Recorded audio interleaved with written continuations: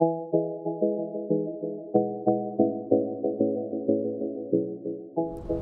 right, welcome to Girls Steam Ahead. Here today we are at the Ariel Corporation at Ariel's Mount Vernon Training Center, here to talk to the ladies of manufacturing. And I'm going to have them introduce themselves just for you and tell us kind of what they do. I'm going to give you a challenge, girls, in one sentence summary, real quick. Why don't you go ahead and take it away? So my name is Sarah Michaud. I'm a manufacturing engineer. Mostly we deal with process improvements, and I myself focus on work instructions. My name is Jennifer Stump. I'm a financial analyst in accounting, and I do all kinds of variance analysis, cost and profitability analysis, and new products. My name is Kaley, and I'm an application engineer here.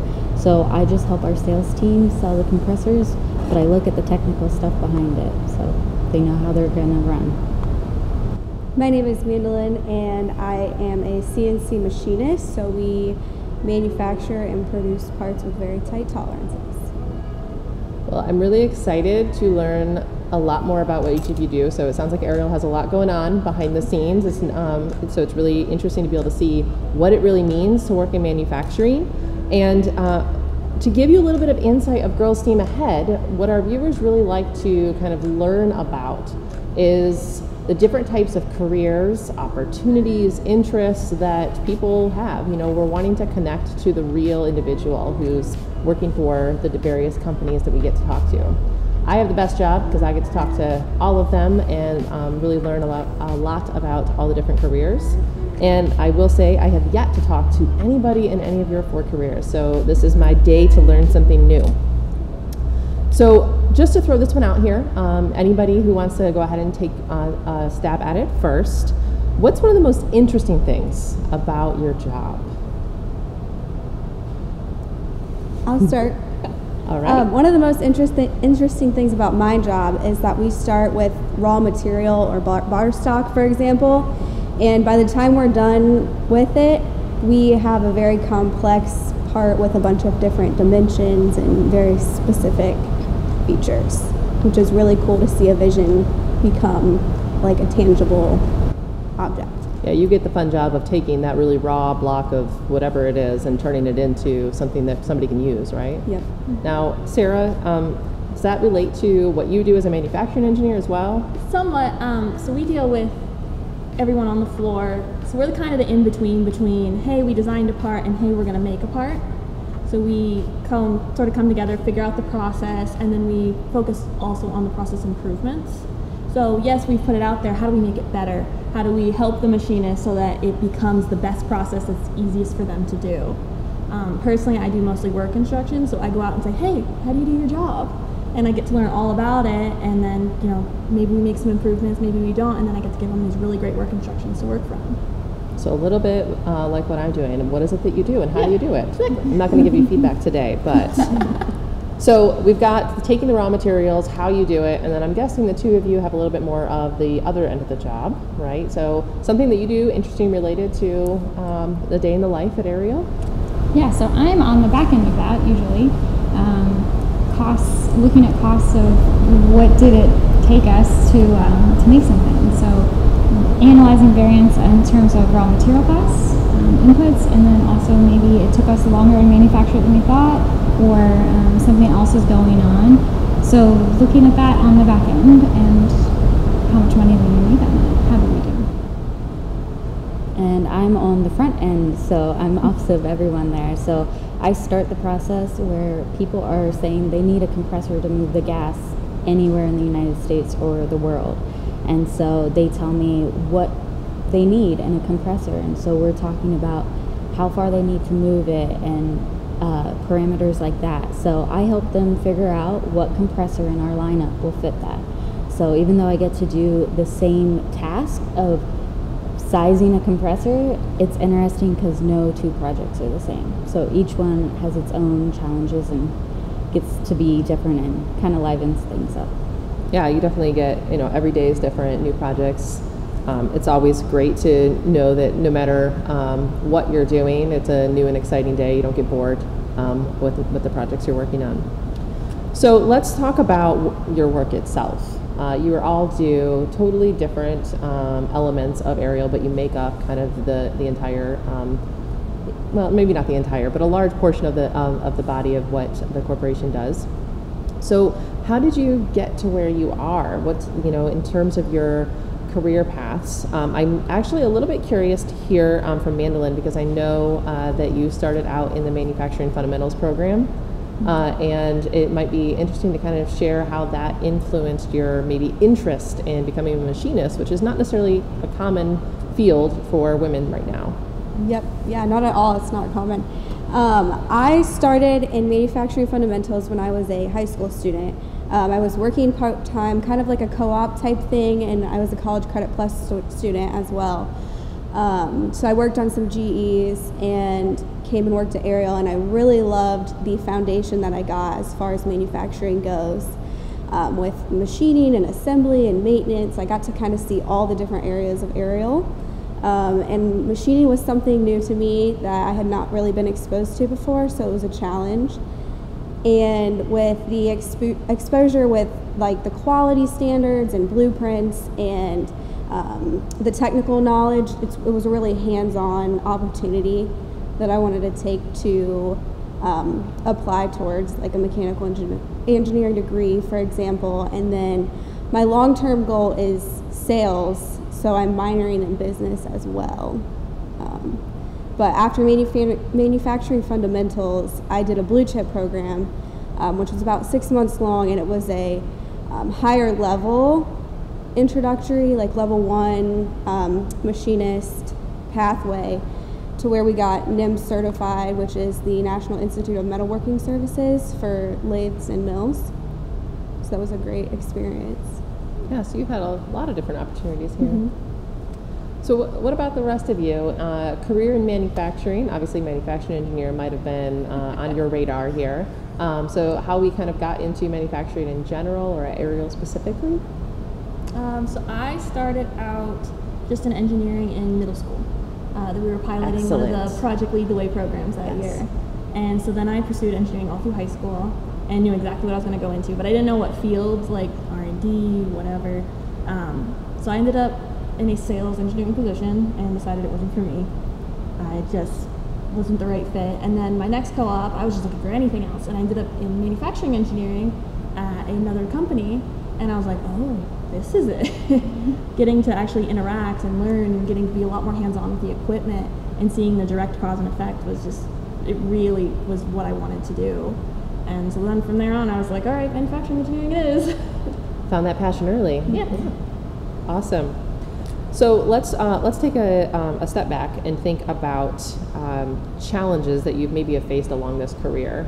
As you are still obviously mid-career, we have a long way to go. We can talk about where we still want to be throughout our pathway. But what about things that you've learned from? Something that I like to talk about those ones where you're just like hit with an experience that really stands out, but is something that maybe has changed how you approach what you do, or maybe even resulted in where you are right now. I don't know if Jennifer or Kaley, if you want to tackle that one. Yeah, for me, it's kind of part of my story, actually. I loved math growing up. It was my favorite subject. I had a lot of influence and teachers who encouraged that for me. I thought I was going to be a math teacher, so I went to school. Education was my thing. I thought for sure that was it, and then sort of like you, I got into it. I realized this isn't it. This isn't my passion, and I think you have to find what you're passionate about for your career. It makes a difference when you go to work every day. So luckily, I caught that relatively early enough to make a move, and I think for me, I didn't know what that was going to be. So I was able to keep my degree pretty generic in business, and then manufacturing as an industry sort of found me. But I think knowing that you can pivot when you need to make a change is so important. And I think exposure to different careers like this program is going to help people really figure out where they might be interested. I hear time and again the passion of something that you recognize when you're younger that you maybe not think about, but you can look back on and realize I have really enjoyed something relevant to what I'm doing for a long time. So it's knowing what your passion is and figuring out a way to turn that into what you get to do, right? Definitely. So Kaley, let's talk to you about applications, because you are, from my limited interpretation, you're kind of getting to do both sides, because you're doing some of the logistics on the financial side of understanding the impacts, but also really have to know the equipment. Mm-hmm. So what does it look like when you get to interact on a new site, and how does that maybe influence where you'd like to go next with your career? Yeah, so starting out this role, I really didn't know what applications meant, just like you. Just like me. I at first thought it was something with computer science, and that wasn't my strong suit, so I was scared. But it's a customer-facing role, and one cool thing is we get to interact with our distributors who package our compressors with the rest of the equipment that's needed on the site. So a cool aspect that I really get to do is learn not only about our own equipment, but learn about the rest of the equipment that's the bigger picture of gas compression. So I didn't come in with a lot of knowledge about gas compression, and I got to see the backside of it whenever I interned here at Ariel during the summers and during college, but then getting to see how a compressor works is really neat. And now I just hope to expand that knowledge from the bigger pictures of what everybody else has in the industry, and just why our gas compressors are the best in the world. And they are, right? Yes. So for all of you working here at Ariel, I'm sure that you've had a variety of experiences that each led you kind of to where you are, whether they were something that happened when you were growing up, during your education, prior job experiences, like you mentioned, when you realized manufacturing, that's what it is for me, right? So, and I know that Ariel is one of many of the fantastic manufacturing companies in Central Ohio that we have. So what are you going to say to like that next generation of potential manufacturers? How should they maybe get to know what manufacturing is? What experiences should they have if they're like, I'm intrigued now and I want to learn more about this?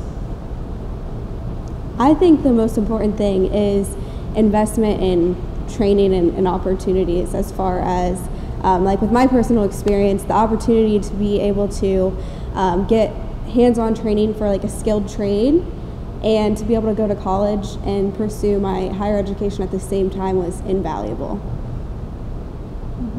You can't underscore the importance of being able to kind of get the training that you need that's allowing you to do the job that you have right now, right? You're both getting to work and prepare for your future. Yeah.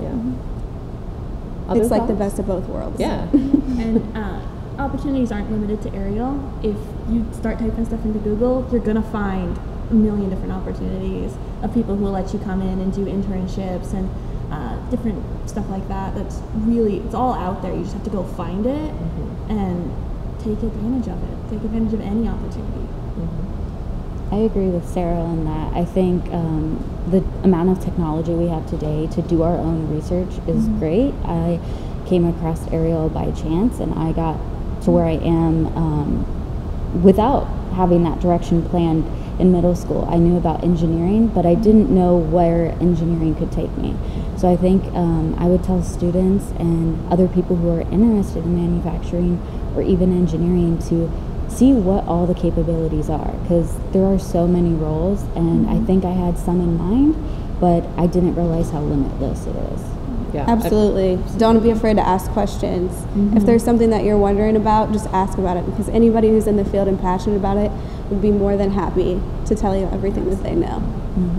Well, and you can definitely see that you guys are excited about, what you do, where you do it, and how you get to, mentor that next generation, or at least let them know about the possibilities. So let's talk a little bit about that outside of Ariel time, right?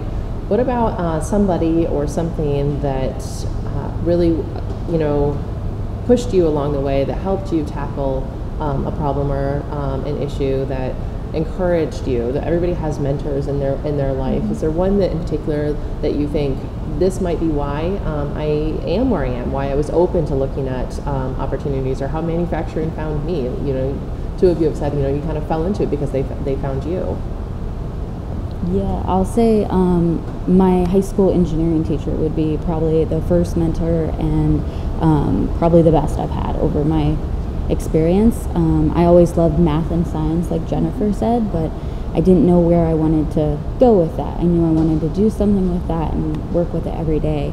And in my opinion, we had Project Lead the Way courses, but our shop teacher taught them, and they were only filled by men.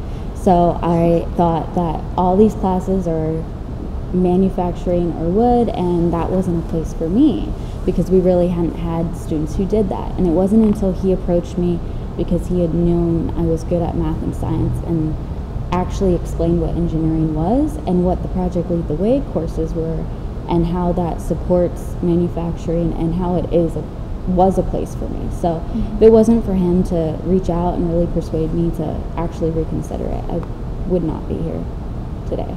No, it is so important. I know we were even talking about this before the camera rolled, about one of the reasons why we like to reach out and find women that comprise a variety of fields is just because it's important to see that different fields have contribute different skill sets to the jobs, and that just because it's manufacturing or engineering or anything, that it doesn't mean that you couldn't possibly see yourself doing it. But if you don't see somebody doing it, then you'll never know it was that option for you. So always, having those mentors is such an important thing. So definitely encourage everyone to reach out to find that mentor when they're young, right? Yep, absolutely. One of my mentors outside of Ariel is a global resource manager for Federer Corporation. And at a very young age, I was welding at the time, and she was somebody that just believed in me and somebody that I could look up to and say, okay, she has a very diverse set of skills. She's very well-rounded. And that's something that I want to do, when I'm at the peak of my career, is have all these amazing skills. And somebody that not only said to the little girl that was 12 or 13 at the time, yes, you can do it, but also be the woman that helps show others that they can and that they did. That's awesome. That was awesome. I'd love to shout out my high school math teacher as well. I mean, he believed in me before I believed in me. And I had him for like 3 years, and he actually got me into programming, and which was just an invaluable skill throughout all of my career, and he's amazing. I had a lot of influences as well, but I think for me, I learned best on the job. Once it was almost like getting your foot in the door, allowing your manager to help grow you, and finding a company that's going to come alongside you and help you grow. Like we talked about all the opportunities that Ariel helps us with. But I think that was super important at the beginning of my career, because I also had taken some accounting classes in college and thought, that is not interesting. That's not really for me either. But then that's sort of where I ended up, and I learned not to judge a profession by its textbook cover. That's a really good piece of advice right there, yes. So that's my advice with that is allow your manager to help you along the way as well. And you said something earlier that stuck out to me, because you said you loved math, but you thought that only meant you could be a math teacher. And one of our earlier sessions this season was about a math professor who actually is a math teacher, but one of the things she does with her students is say there's so much more you can do if you love math. It's just a skill that can be applied in any field. And I think that's important to recognize is, you didn't think accounting would be fun, you didn't think teaching would be fun, but you found a way to still apply that love of numbers in a new way. So, yeah. All right, so I am curious, what do you hope to still accomplish? I know we touched on this a couple times anecdotally in some of our stories. What do you hope to still accomplish in the opportunities presented here? I know that Ariel supports your growth and with a wide variety of training opportunities. I know that some of you are still working on learning new skills and career paths, but 5, 10, 20 years down the road, what do you hope to have accomplished related to what you do? Dream big. I know personally I really want to be in upper management. I want to be the one, picking out some of the projects and actually having some sort of pull instead of just being like, here's your project. So that would be amazing to, be up and actually making the big decisions. It'd be really great.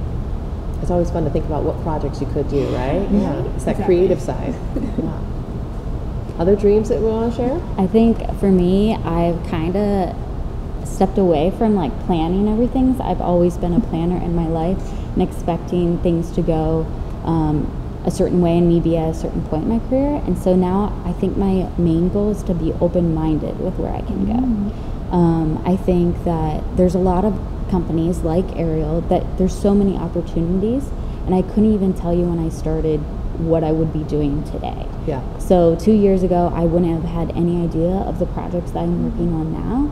So that's something I kind of am looking forward to, is the unknown. And I know that it's out there, but I just don't know what is going to be around that corner. Well, that's a great perspective to have on that too.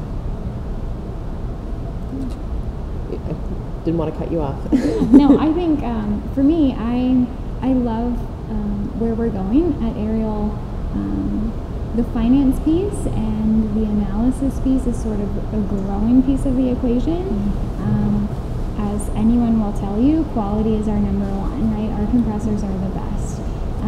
But for us, bringing finance into the conversation of decision making is sort of relatively new and growing, and I'm excited to see that piece continue to grow.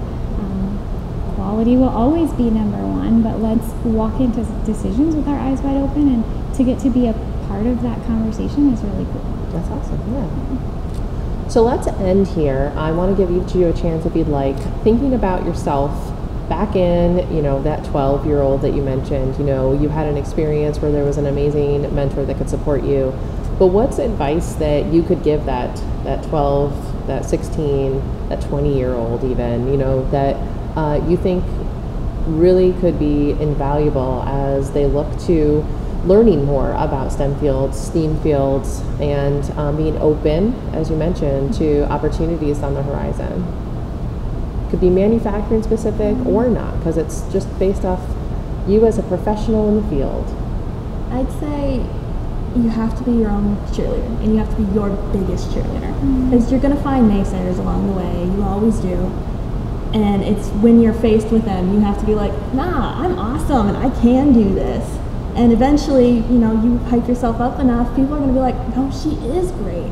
She can do this. And they're going to give you those opportunities that you want. But it has to start with you, because no one's going to believe in you the way you need to believe in you.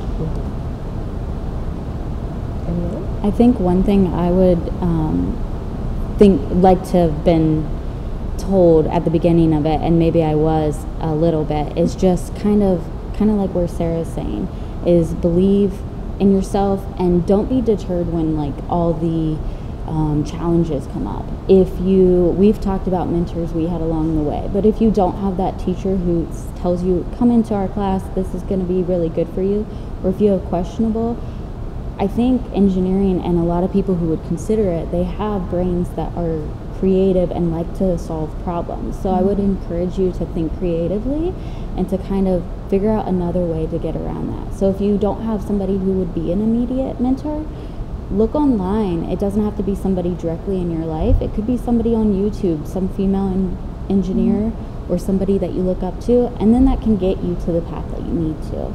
Or if you don't know where to start, or your school doesn't have classes, or you don't know where you need to be, just keep thinking about other ways to get around there. And I know there's at least 4 ladies sitting right next to me that I could probably connect someone to if they have questions or are curious about it. And that's one of our goals too, is making sure that we get to not only highlight the great options around us, but also share that there are real people right here in our community, and that they really can be voices to both advocate and connect. So that's one of the things that I love about Girls Steam Ahead, and I hope that our viewers do as well. So thank you all so much for sharing your paths, sharing your perspectives. I do want to ask if there's anything that we missed that is absolutely something that you wanted to share related to manufacturing, to being a woman in the field, or challenges you face being a woman in manufacturing. 0 is okay too, but I know everybody has their own experiences. I know when I was in high school, I got to be part of a NASA program, and it was all women in engineering. And they sat us all down, and they sat us in this big conference room, and they said, "You see how you're all sitting at the table? Make sure you do that forever. Make sure you always take your seat at the table, because your opinion will never be considered if you're not voicing it, if you're not choosing to be part of the conversation. So always take the seat at the table and know that your voice matters." So I'll give that to someone. And even if you start out in a place that doesn't have a lot of women in manufacturing or women in the field, you know, it's actually a lot easier than it sounds and less intimidating to build your network outside of that specific area or that specific job than you might think. And the opportunities and connections that you make from that are just incredible, from talking to people outside of just your job or just, you know, accounting or machining or engineering. Absolutely. Yes, a network both in and outside of your company can be a huge support and way of kind of growing both professionally as well as connecting to that community. I think also just allowing yourself to learn, right? Just being eager and ready to learn goes such a long way. So regardless of gender or anything else, I think being open-minded and ready to learn and listen to your peers, regardless of what they are, is going to take you far. Yes, we all could learn to listen a little bit more. Like all the ladies have said here, don't let the people who might have minds that are more close close your own mind. You get to decide that. You get to decide whether you take that seat at the table, and there are plenty of seats here. Absolutely. That's great. Well, I hope everyone enjoyed learning a little bit about Ariel, but also learning a little bit about all the different roles that come to play in a manufacturing industry, and can maybe see themselves in your own shoes someday. And we'll be excited to share more about you and hopefully connect youth from our community all the way around Central Ohio to Ariel itself. And I hope you enjoyed visiting with us in this fabulous training center. I cannot say anything but positive things about this place. And we'll see you next time on Girls Team Ahead.